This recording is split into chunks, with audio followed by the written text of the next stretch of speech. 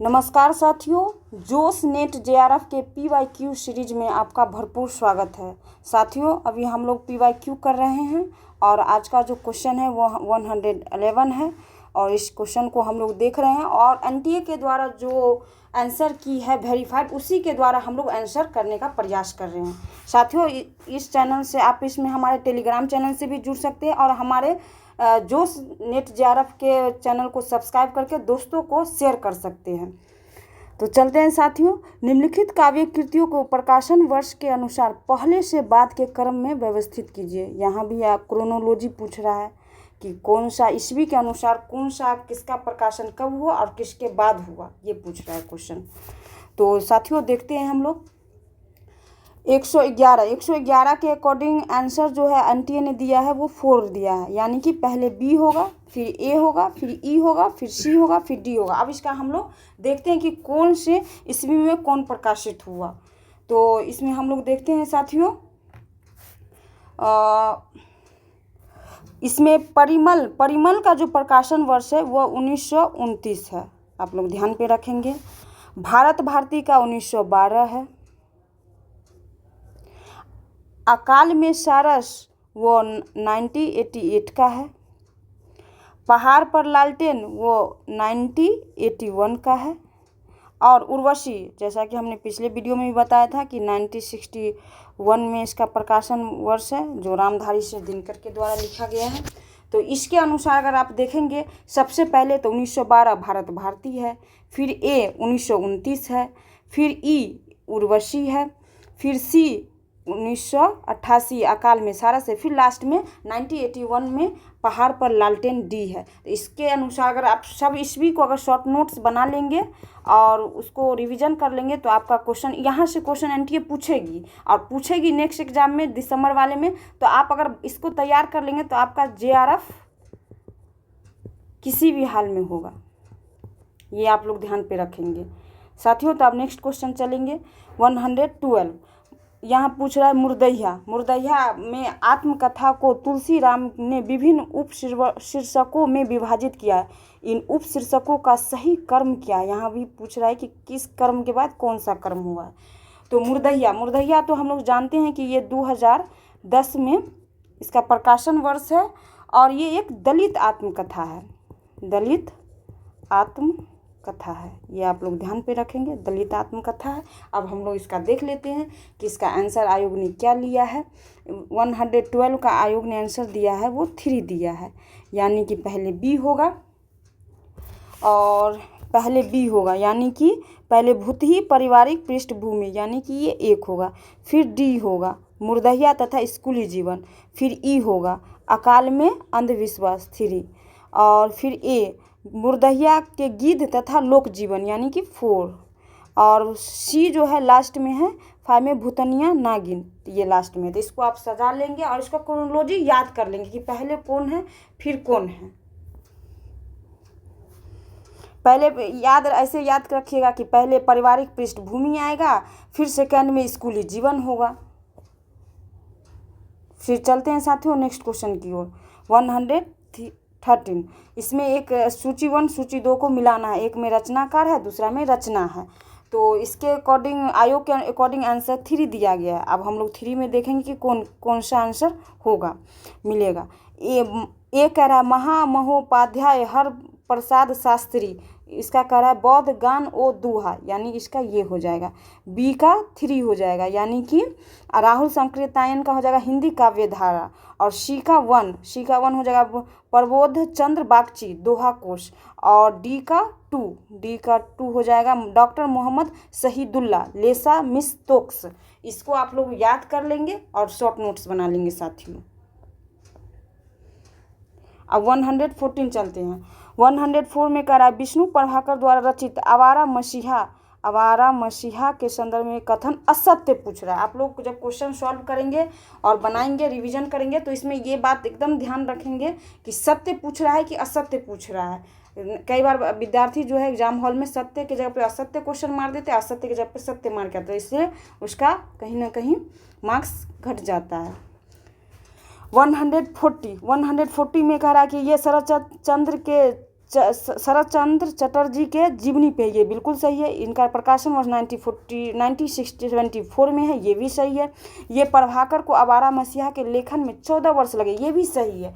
और इसका ये जो कर्म है ना, ये गलत है। इसका कर्म जो है दिशहरा है, पहले ये है, और सेकंड में दिशहरा है, सेकंड में दिशा की खोज है, ये है, और थर्ड में दिशांत है। तो आप ऐसे ध्यान में रखेंगे कि पहले दिशहरा है फर्स्ट, सेकंड हो जाएगा दिशा की खोज, और थर्ड हो जाएगा दिशांत। अगर ये आपको ये याद कर लिए तो आपका क्वेश्चन सही हो जाएगा। तो इसका आंसर फोर्थ होगा, यानी कि ये आंसर जो है गलत है। इसका कर्म ये होना चाहिए, तो फोर्थ आंसर है। इसी तरह साथियों, आप मेरे यूट्यूब चैनल पे पेपर 1 कराया जा रहा है, और आचार्य रामचंद्र शुक्ल की जो पुस्तक है हिंदी साहित्य का इतिहास, जो महत्वपूर्ण माना जाता है हिंदी साहित्य के विद्यार्थी के लिए, जो एनटीए बार बार यहाँ से क्वेश्चन पूछती है, उसको आप लोग इसी चैनल पे कराया जा रहा है एक टीम के द्वारा। आप इसे देखेंगे, दोस्तों से शेयर करेंगे, और इसमें मतलब कमेंट करेंगे कि और आपको क्या चाहिए। इस 150 सूची 1 है, सूची 2 है, एक कवि है, दूसरा कृति है। तो अब हम लोग देखेंगे कि कौन किस में मैचिंग करेंगे। 150 का जो आयोग ने आंसर लिया है वो 2 लिया है, यानी कि ए का 3 हो जाएगा मोहनलाल महतो वियोगी निर्माल्य। बी का 4 हो जाएगा रामेश्वर शुक्ल अंचल अपराजिता। सी का 1 हो जाएगा भगवती चरण वर्मा मधुकन। और नरेंद्र शर्मा का हो जाएगा शूल फूल। तो इस तरह से आप लोग मैच करके शॉर्ट नोट्स बना लेंगे, और एग्जाम में अच्छे नंबर के साथ JRF 1 टाइम में क्लियर करेंगे। 116 चलते हैं साथियों। इसमें तमस उपन्यास से क्वेश्चन पूछ रहा है, कह रहा है कि इसमें से कौन सा कथन सत्य है। सत्य पूछ रहा है, तो सत्य में हम लोग देखेंगे 116 में जो आयोग ने आंसर दिया है 1 दिया है, यानी कि ए बी सही है और बाकी सब गलत है। आप देख लेते कि कैसे सही है। तमस की रचना रावलपिंडी शहर से जुड़ी भीष्म साहनी की स्मृतियों के आधार पर हुई है, ये बिल्कुल सही है। भीष्म साहनी इसके लेखक हैं। तमस की ज़्यादातर घटनाएं और उनसे जुड़े चरित्र वास्तविक हैं, ये भी सही है।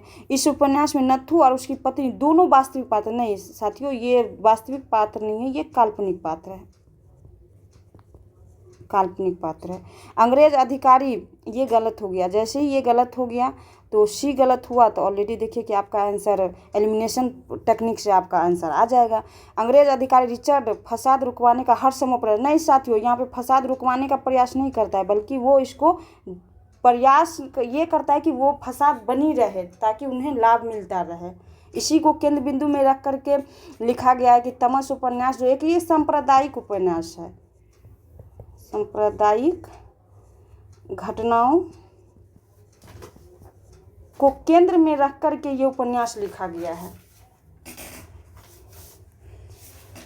और इस उपन्यास में है जो है सिर्फ 5 दिन की घटना को ध्यान में रख करके इस उपन्यास को लिखा गया है।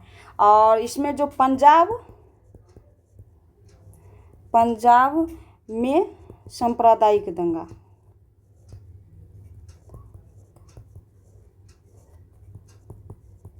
दंगा पे आधारित ये उपन्यास है। ये भी बात आप याद रखेंगे कि केवल 5 दिन की घटना को उल्लेख किया गया, और पंजाब में जो सांप्रदायिक दंगा हुआ था 1947 में, यानी कि आज़ादी के टाइम में, उसी टाइम ये उपन्यास लिखा गया था। इसका प्रकाशन वर्ष भी कभी कभार आपसे पूछ लेगा, तो आप 1947 याद रखेंगे इसका प्रकाशन वर्ष। ऐसे भी याद रखेंगे कि जिस समय हमारा देश आज़ाद हो रहा था तो उसमें बंटवारे की बात थी, तो उस कड़ी में भी कहीं ना कहीं मतलब हिंदू मुस्लिम के जब झगड़े और तनाव बढ़ गए थे, इसलिए इस उपन्यास को लिखा गया था। तो इस आधार पे एक आंसर सही है और बाकी आपका गलत है। और तमस प्रथम विश्व युद्ध, देखिए प्रथम विश्व युद्ध है, जब 1947 की बात है, यहाँ पे प्रथम विश्व युद्ध कब हुआ, ये 1914 की बात है, तो इसमें कोई एक दूसरे से मैच ही नहीं थी, कैसे आंसर होगा। वैसे भी अगर ये भी ऑप्शन अगर आपको पता हो एग्जाम हॉल में तो आपका आंसर 50-50 आ जाएगा। साथियों चलते हैं नेक्स्ट क्वेश्चन की ओर। 117 का रहा है, बालदेव ने बावन दास की गांधी वाली चिट्ठियों वाला बस्ता क्यों जला दिया। बालदेव और बावन दास जो मैला आंचल के पात्र है, आंचल के पात्र हैं। और मैला आंचल एक आंचलिक उपन्यास है जो फणीश्वर नाथ रेणु के द्वारा लिखी गई है। तो इसमें याद रखेंगे कि ये जो है 17 का आंसर आयोग के द्वारा 1 दिया गया, यानी ताकि बावन दास मिनिस्टर न बन जाए। ये दोनों एक्चुअली थे रियल में कांग्रेस के कार्यकर्ता थे और एक दूसरे से मतलब कहीं ना कहीं मिनिस्टर बनने की चाहत थी कि हमें पद मिले, प्रतिष्ठा मिले। इसलिए कहीं ना कहीं इसमें बालदेव और बावन दास दोनों में एक दूसरे में कहीं ना कहीं वो एक दूसरे को विरोधी समझते थे। तो इसलिए यहाँ पे मिनिस्टर न बन जाने के कारण उसकी चिट्ठियों को वो मतलब जला दिया जाता है। चलते हैं साथियों नेक्स्ट क्वेश्चन की ओर। 118 मैला आंचल। देखिए साथियों कितना इंपॉर्टेंट ये उपन्यास है। यहाँ भी क्वेश्चन पूछा है और जस्ट आपके नीचे 118 में भी क्वेश्चन है। अब इसमें मेरीगंज गांव से संबंधित में तो कौन सा कथन सत्य है ये पूछा है। तो आप अगर आप उपन्यास पढ़ेंगे, मेरे वैसे चैनल पे इस उपन्यास को भी बहुत अच्छे से मनोरंजक ढंग से पढ़ाया जाएगा, इम्पोर्टेंट कंटेंट प्रोवाइड करवाया जाएगा। तो आप इस चैनल को सब्सक्राइब करेंगे और कंटिन्यू बने रहने के लिए टेलीग्राम चैनल को भी ज्वाइन करेंगे। 118 में आयोग के द्वारा आंसर जो है सी और डी दिया गया, यानी कि 3 दिया गया। अब सी और डी देख लेते हैं क्या है। मेरीगंज गांव का नाम एक अंग्रेज अधिकारी ने अपनी बहन के नाम पे रखा। नहीं, बहन के नाम पे नहीं था, पत्नी के नाम पे था। ये आप स्पष्ट देखेंगे कि ऐसा लिखा हुआ है, पत्नी के नाम पे, पत्नी के नाम पे, ये ध्यान पे रखेंगे। तो ए अगर कट गया तो आंसर 50-50 आ गया। सी दोनों में है तो होगा। मेरीगंज गांव में 16 वर्ण नहीं था, टोटल 12 वर्ण की चर्चा है, वर्ण की चर्चा है, ये ध्यान पे रखेंगे। और सी में तो यहाँ कायस्थ, राजपूत और यादव 3 टोला था। उपन्यास के ब्राह्मण लोग तृतीय शक्ति, नहीं तृतीय शक्ति यहाँ पे ब्राह्मण नहीं यादव था। यहाँ पे कास्ट का जब जिक्र किया है कायस्थ, राजपूत और यादव, ब्राह्मण का कोई ऐसा यहाँ पे शक्ति नहीं बताया, क्योंकि ब्राह्मण को वहाँ पे ऐसा दिखाया गया है कि वो केवल अपनी लाभ के लिए मतलब यहाँ पे बने रहते हैं समाज में। तो इसलिए यहाँ पे कोई तृतीय शक्ति यहाँ पे उल्लेख नहीं किया गया उपन्यास में। और ई कह रहा गांव के अन्य जाति के लोग का अपना पृथक दल था, नहीं ऐसा कोई जिक्र नहीं है। तो इसके हिसाब से आंसर जो है ये हो जाएगा। साथियों इसी तरह मतलब हम लोग PYQ को एकदम पोस्टमार्टम करेंगे कि इस ऑप्शन में यही ऑप्शन क्यों होगा, ये क्यों नहीं होगा। इतना अच्छा कंटेंट साथियों हमें नहीं लगता कि किसी अन्य प्लेटफॉर्म पर कराया जा रहा होगा, इसलिए आप इस प्लेटफॉर्म से जुड़े रहेंगे। 119 निम्नलिखित में से किस नाटक में झंडा ऊंचा रहे हमारा, रघुपति, राघव, राजा राम आदि का सृजनात्मक व्यंग्यपरक अर्थ दिया गया है। तो ये बकरी नाटक से ये लाइन लिया गया है। बकरी नाटक जो सर्वेश्वर दयाल सक्सेना जिसके लेखक हैं, सर्वेश्वर दयाल सक्सेना,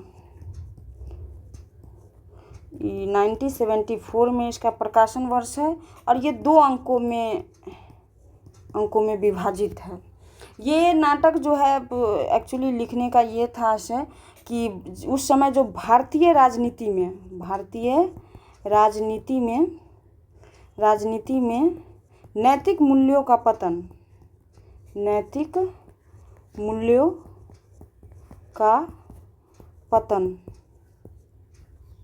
पतन और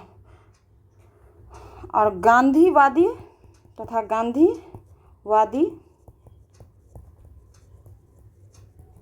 मूल्यों के ह्रास का व्यंग्यात्मक चित्रण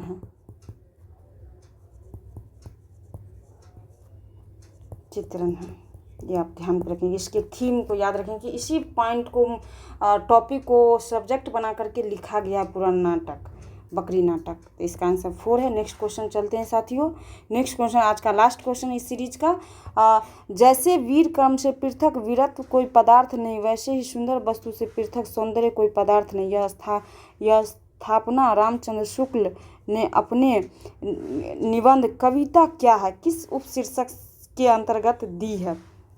120, तो 120 का आंसर जो है ये सौंदर्य से है, सौंदर्य का ये पाठ है। तो साथियों धन्यवाद इस चैनल से बने के रहने के लिए और हमें प्यार देने के लिए। धन्यवाद।